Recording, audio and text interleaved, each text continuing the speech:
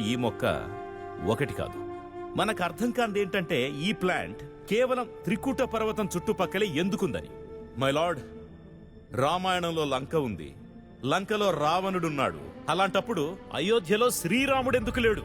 My lord, దేన్నైతే మనం రామసేతు అంటున్నామో దాన్నే క్రిస్టియానిటీ లేదా ఇస్లాంని విశ్వసించే వాళ్ళు యాడమ్స్ బ్రిడ్జ్ అంటారు.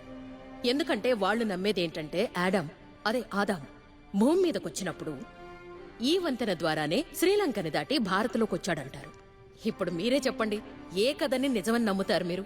మైలార్డ్, భారతదేశంలోని క్రైస్తవులు కాని ముస్లింలు కాని ఈ సేతువుని ఆడం లేదా ఆదాం వంతెనగా పరిగణిస్తే అప్పుడు ఈ వంతెనను పరిరక్షించడానికి ఈ ఒక్క కారణం సరిపోదంటారా? కానీ వాళ్ళు ఈ వంతెన్ని కూల్చేందుకు వ్యతిరేకంగా లేరు, యువర్ ఆనర్. ఏఎస్జి మేడం గారు ఏమైనా చెప్పగలరా? ఆడం బ్రిడ్జ్ అనే పేరును దీనికి ఎవరు ఎప్పుడు పెట్టారో?